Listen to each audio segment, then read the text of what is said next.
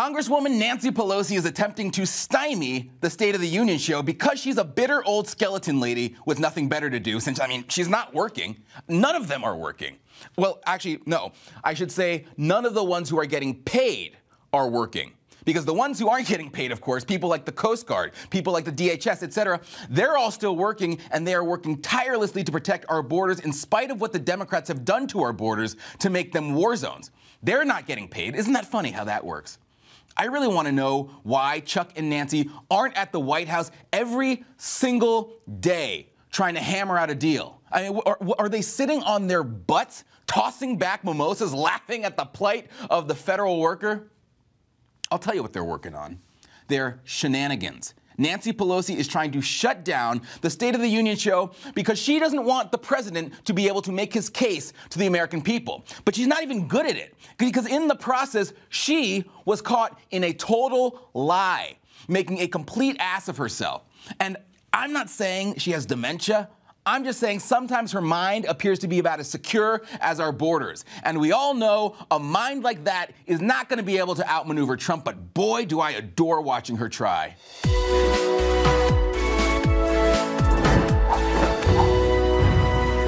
Speaker Nancy Pelosi sending a clear message to President Trump. This is my house. Pelosi telling the president to postpone the State of the Union address, currently set for January 29th. You know, the folks at CNN, they are obsessed with this whole notion that this is a power play by Nancy Pelosi. They're Pelosi's cheerleaders over there. We've got Chris Cillizza writing, Nancy Pelosi just pulled a major power move on Donald Trump. And why was it a power move?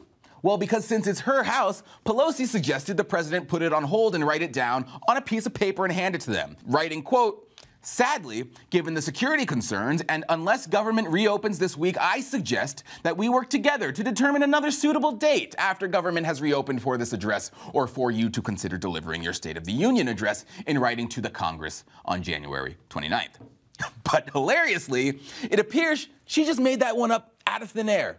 This, according to NBC News, Secret Service is fully ready to offer full protection during the State of the Union, a senior law enforcement official tells Peter Alexander at NBC. It's a no-fail mission, the official says. Though the U.S. Secret Service personnel are not being paid, the intelligence and protection functions are fully staffed. We've been planning this for months, as we always do. It didn't start up 29 days ago, the official said. So what? Wait. Did Nancy Pelosi just lie? It would kind of appear so, right? Next, a senior Homeland Security official told Fox News, quote, we are ready, despite the fact members of the Secret Service are not being paid. The protective mission has not changed. So what do you say, Nance? Well, apparently, she just doesn't care. According to the Daily Caller, Pelosi told reporters on Wednesday she, quote, doesn't care if the Secret Service said it was prepared to appropriately secure the State of the Union address despite the partial government shutdown. Wait, so you don't care that they just contradicted what you told the American people? Apparently not, because she knows it's nonsense. There are no security concerns, and this has nothing to do with that for her.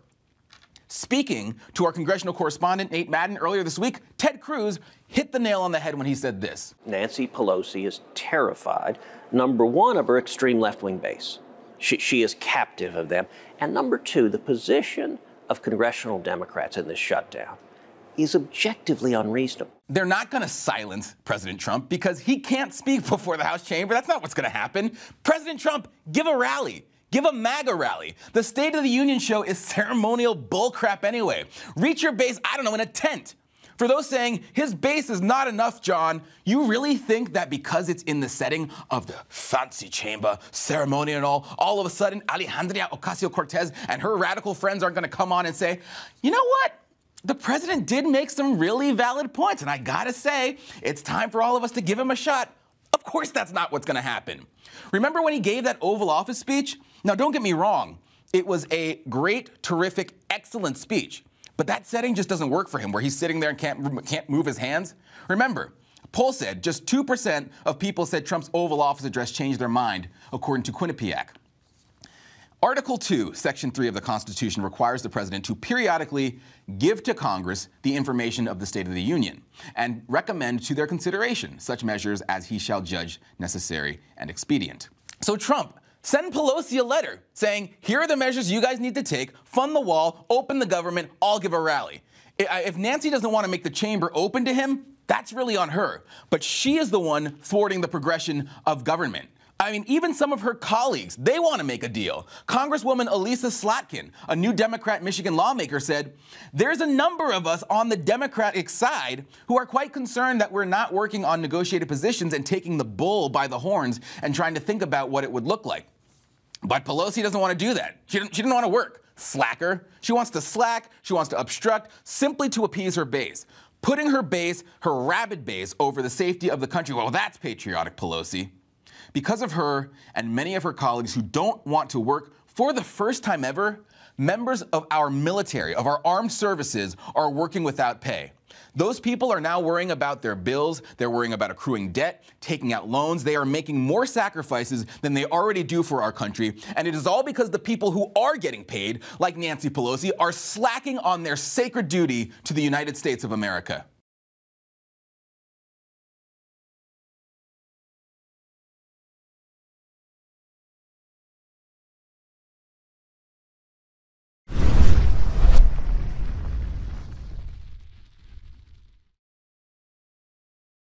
So the left is acting like the Mueller investigation is the only thing in the world that anyone should care about with these Bill Barr hearings, even though they haven't found anything related to Russian collusion in almost 2 years.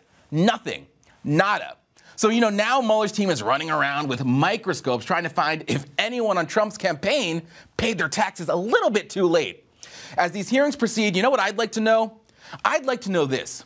Do liberals realize that the Attorney General will have so much other important stuff to work on than run cover for Mueller? Really, there is? Yeah, I hate to break it to you, but Attorney General is a huge job. The Attorney General, that guy is the primary lawyer for the United States government.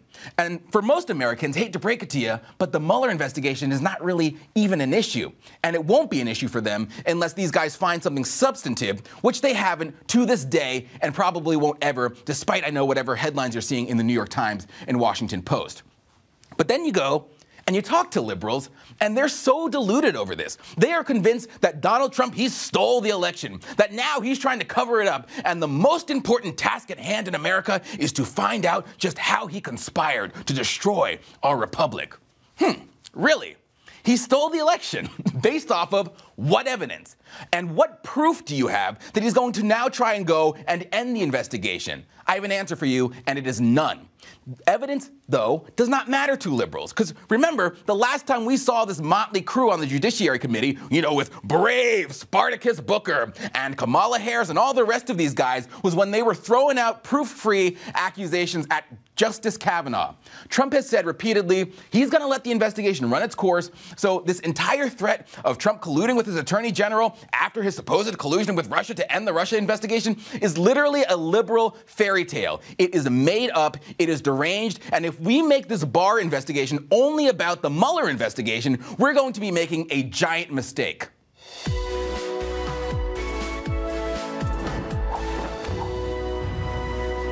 Whether you know it or not, the Democrats, quite honestly, are still not over the 2016 election. Most of you, I know, have moved on with your lives and have accepted, even if you weren't for Trump, you've accepted the certain realities of the world. But no, not the left. They are still trying to find ways to delegitimize Trump's election and have become so deluded as to believe that this lie that Trump is a Putin puppet. This nation is under threat, and the threat is the person sitting in the seat of the President of the United States. His actions, his behaviors, his staff, they appear to be this wholly owned subsidiary of Vladimir Putin. He has more loyalty to them than he has to the Constitution of the United States. Based on what, sir? That was liberal stooge Malcolm Nance, not to be confused with Nancy Pelosi, reacting to a New York Times report that had zero evidence of collusion. They had this gigantic story dropped on a Friday afternoon, and in the story was literally nothing. FBI opened inquiry into whether Trump was secretly working on behalf of Russia. Yeah, you want to know what the only problem is with that? No evidence, none in that story, and they actually admit it. Look, quote, "No evidence has emerged publicly that Mr. Trump was secretly in contact with or took direction from Russian government officials." So if there's no evidence there, then why is it the most important job of the Attorney General to look for it? Even some liberals are starting to admit Mueller probably doesn't really have anything. People who are closest to what Mueller has been doing, who have interacted with the special counsel, caution me that this report is almost certain to be anticlimactic. And furthermore, a writer at CNN Fake News Network frets, what happens if Mueller comes up empty? Well, yes, what if? Because, as we said, it's almost been 2 years and they haven't found diddly squat. And yet somehow, because of their derangement, because of their Trump derangement syndrome, liberals have convinced themselves that this is the singularly most important issue to grill Barr about. It is my hope that they will bear down on his views on the Mueller investigation.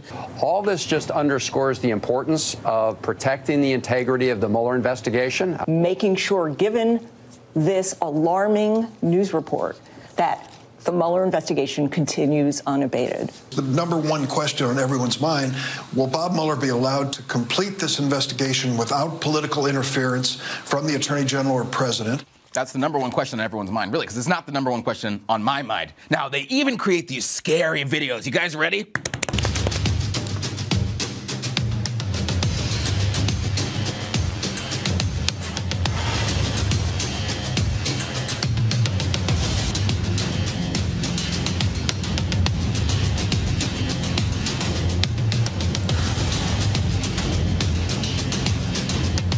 Yeah, it doesn't matter how big the words you put it in is, it doesn't make it any more true.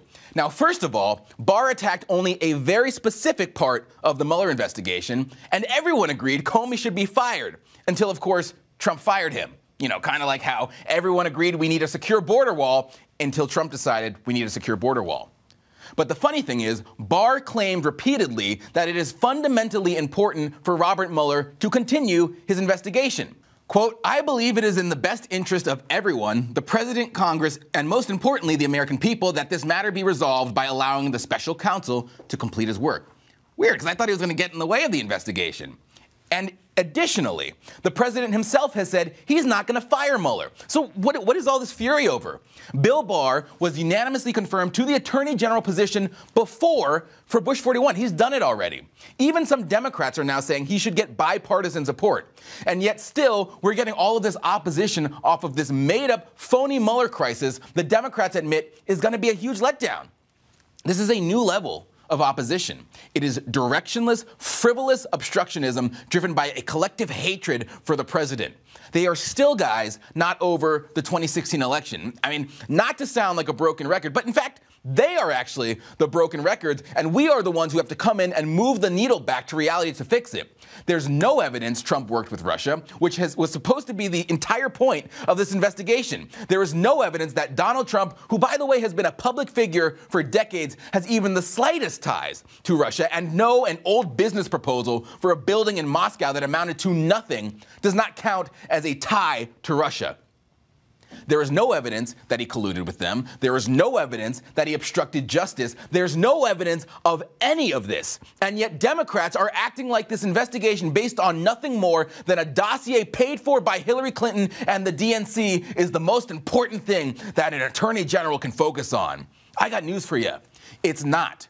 We need an implementation of justice in a lot more places, at the border, for instance. One thing Jeff Sessions did do was implement zero-tolerance policies for criminal entry at the border. Or you want justice, why don't you look into Hillary Clinton? I mean, when is she going to get her comeuppance? Or why don't you look into the FBI? Are they serving as political actors and trying to harm the president? Kind of seems like it, doesn't it? There are many issues the nation's top attorney could put his energy toward, and these public hearings the American people might like to hear about. But presiding over this witch hunt based off of this dirty dossier that's not even legitimate is the least of my concerns.